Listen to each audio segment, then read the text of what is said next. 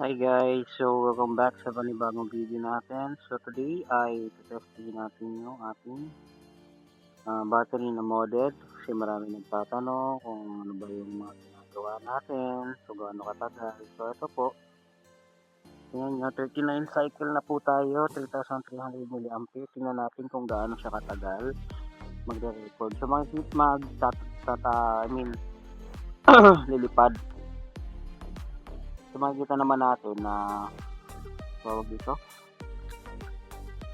stable yung voltage niya, no? So record lang tayo, 1080p siguro, pero goods na yan. Okay, paliparin natin. Dito tayo sa loob lang ng bahay, ano? So maulan kasi. So Take off. Okay. Tamang-tama kasi mahangin. Marites natin siya, no? Naka-disable sa avoidance natin.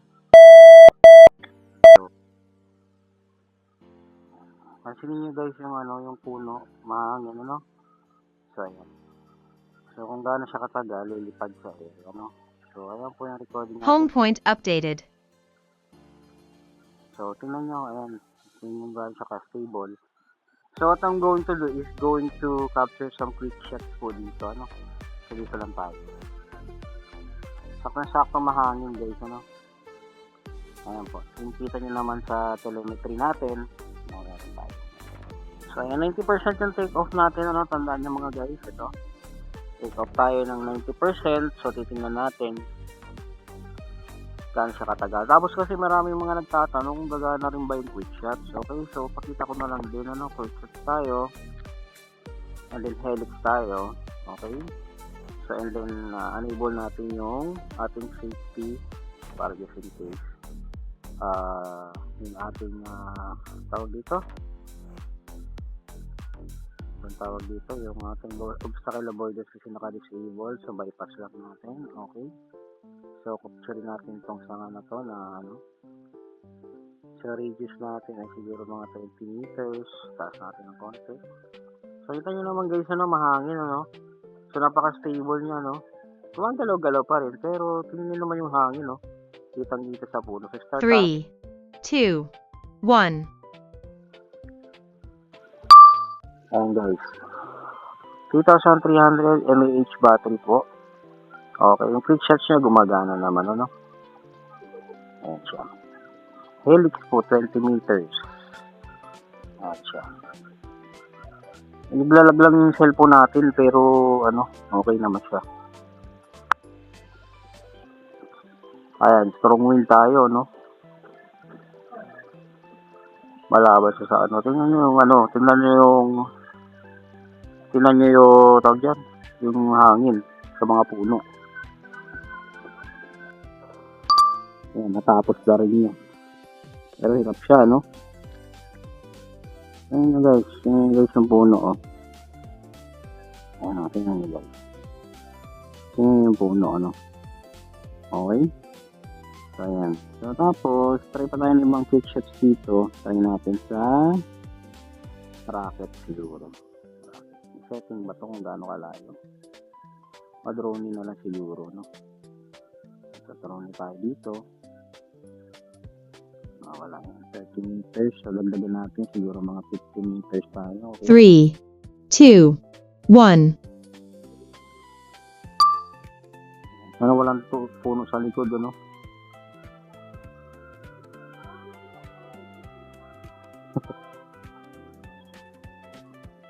naglalag siya kasi nagre-record din ako ng nagre-record din ako ng voice ng screen recording. So ayan. So okay naman, gumagana naman siya. Pero ang inaano ko kasi dito, tinitest ko dito sa wind condition natin, So okay, 78%. So hanap tayo ng ibang magandang normal mode lang po tayo. Habang pwedeng magandang kulay dito.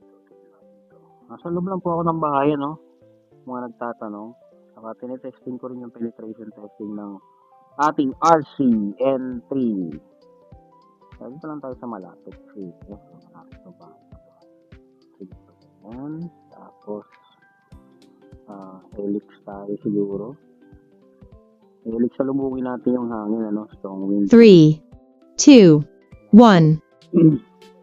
So ito pinapakita ko sa inyo yung possibility. Ay, hirap siya, no? Oo, salubong kasi yun guys eh. Pero at least uliikot pa rin. Nilalag ko sa screen natin. Record na siya. Helix tayo. Tama ba?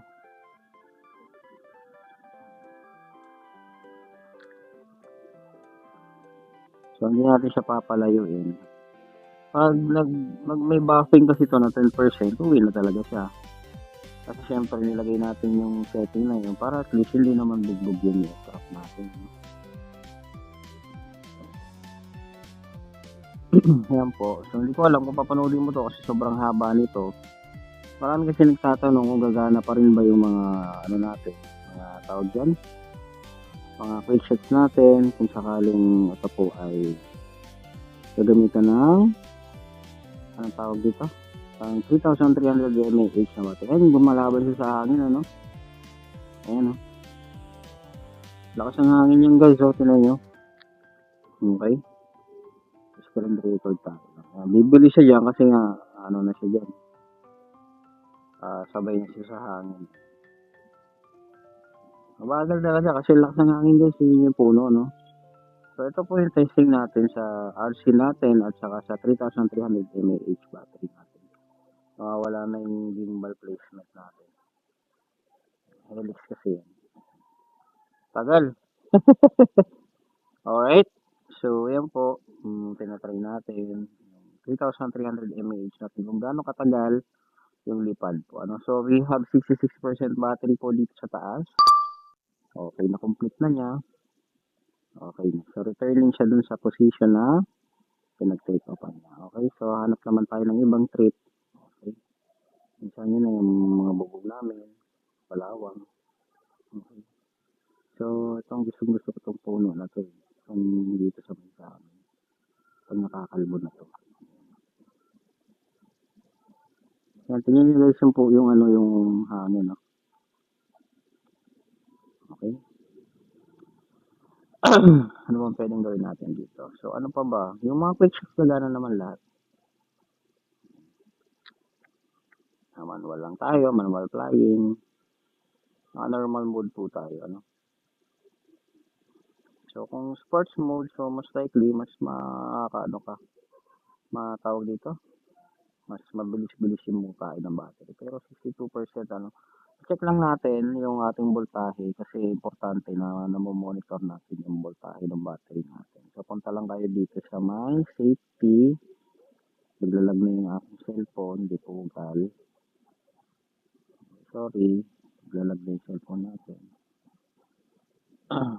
Dapat pala dun ako sa isang ano na gano'n. Sa isang cellphone na gano'n.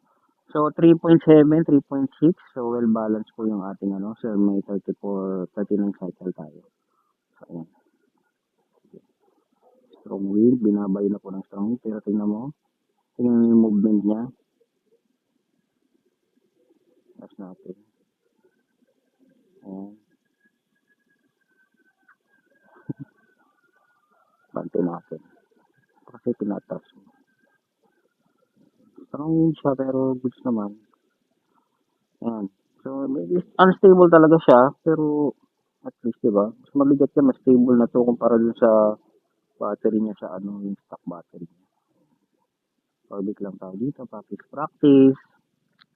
Kaya na pa rin ba? Sa 55%. So, yan lang siya. Ayan na-detect yung mga ano. So, naka-disable yung ano. Naka-enable pala yung ano natin. So, dito naman tayo. Kaya natin palipad-lipad tayo dito.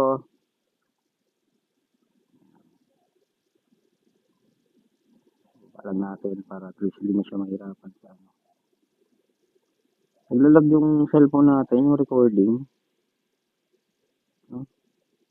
So, yan lang siya. Dito lang sa paldi ko lang siya papalipad. Hindi ko naman din kasi siya mapapalayo guys. Kasi nga, anong sense naman. So, at least lumilipad lang naman siya. Mahangin pati. Saka sayang naman yung drone natin kung mawawala lang, diba? Pero kung may perfect timing tayo na makapag-test, taas natin sa pinaka ano, Taas. Pinakataas tayo natin. Baka di na bumalik, ano? At least dito na siya lalagpak. Max altitude reached. Diretso na pala ako, nakalimit.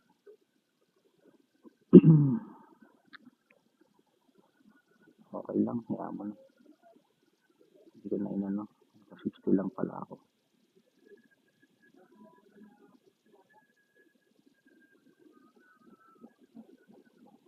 Dito siya sa baba natin.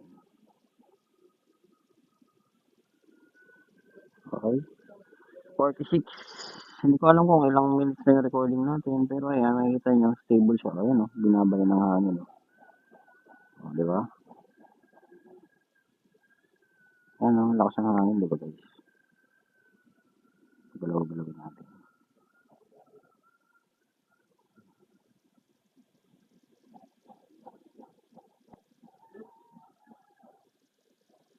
Ano? Ayun yung hangin o. Kita mo, dun sa puno ng nyog. Di ba?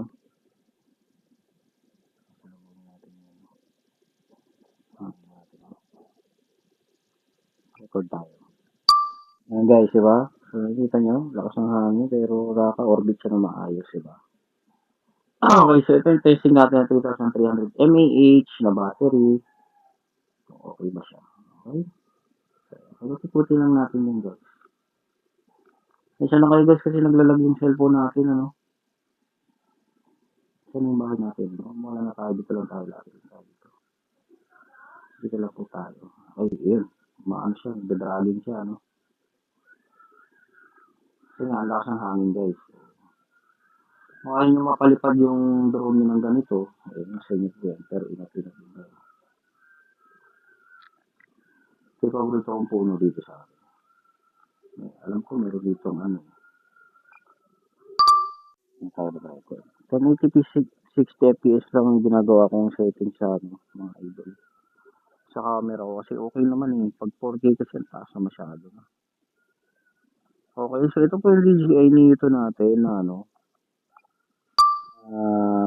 Testing. Orbit tayo dito sa paborito kong puno ng Aldo na. So, slowly lang.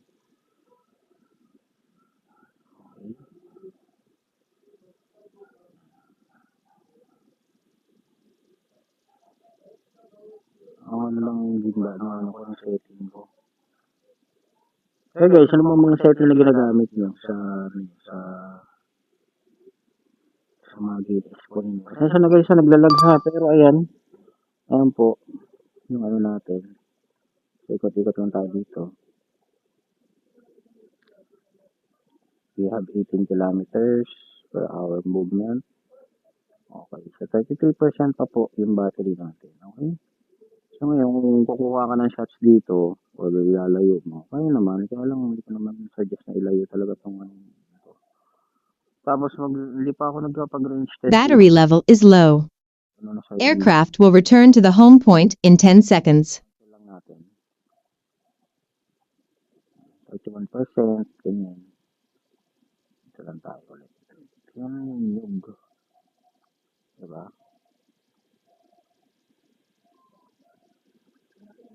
Eh, magalaw siya, no? Roll axis niya. Kasi nga, mabigat yung drone natin kahit pa paano kasi ano tayo. So, pag 10% na, pabawi na natin siya.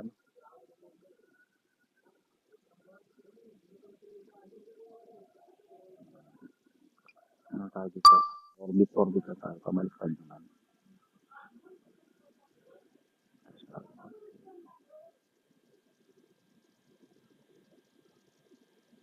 Kaya tayo marunong. Lalag kasi, air control.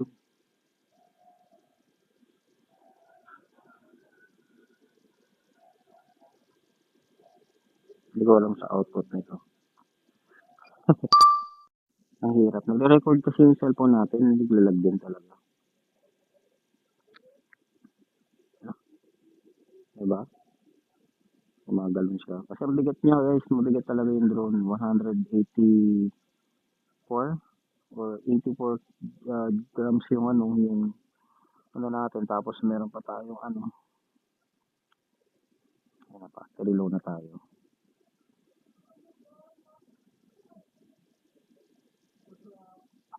cinematic lang. Low battery. Return to home promptly.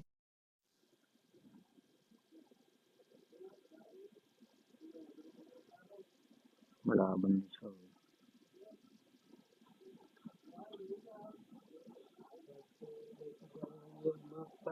Ano? Sige. Ano pa?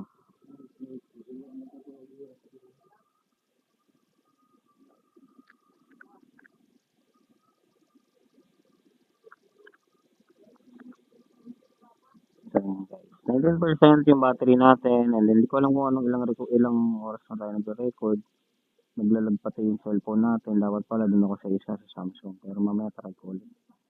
Ayan guys, yun yung hangin sa puno. Kitang-kita. Kung gaano ka ano. Grabe. Record tayo dito. So, pag 10%, mag-return to home naman na siya. Pero yung 10% kasi yun, halos ano pa yun ang pwede mong i-play time. Almost 7 minutes pa siguro yung safety landing yan. So, tingnan natin sa battery natin.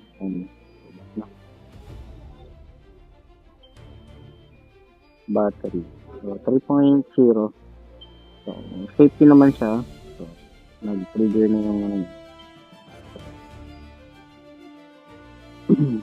Nag-bit na. Bit.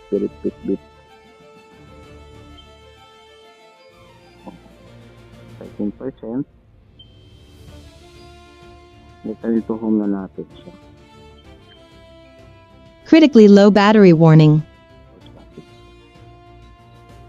So, ganito pag force landing, pwede mo siyang controlin manually.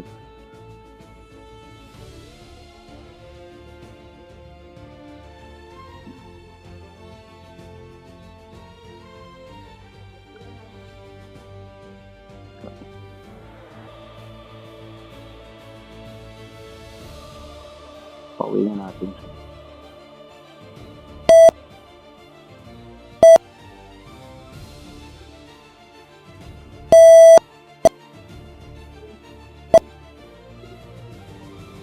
Lalag ang hirap controlin.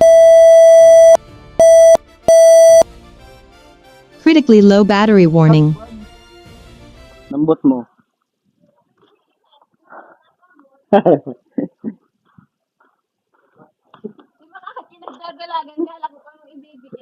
Ayan guys, so pauwi na siya man. So ayan guys, so nakalanding na siya. So tingnan natin yung home ano niya. Playtime niya. So kung ilan nakuha natin. Okay. So 17 minutes ano. Okay. So pero sinasabi ko na 20 to 23 minutes. Oo naman, pero kasi tingnan niyo naman yung ano, yung ano natin. Napansin niyo naman yung ating tawag diyan. Itong 10 minutes, ito siya yung stock battery niya. Sa ganitong condition. And then, yung 17 minutes natin ay yan. So, windy condition po yan. Ano, worst to worst case na. Napapali pa rin mo siya. Okay, so siguro yun lang po kung may mga tanong pa kayo. Just comment in the comment section at susubukan natin sagutin. Ito po yung test natin sa ating Neo. Critically low battery warning. And then, ayan po. May 8% pa siya. Sa safety siya nakauwi. Even though, tawag dito, mahangin sa labas. And then, check natin yung battery balancing. Kasi dapat balance po yung battery cells natin. Ayan, so 3.0. So, safe na safe po yan sa 3.0. Okay? Pinaka lowest voltage po nito is 2.5. 2.2. Kaya pa. Pero hindi ko na po sinasuggest kasi baka ma-deplete na. Mas lalong ma-deplete yung ano. So, okay, yun lang guys. Salamat po. Bye-bye.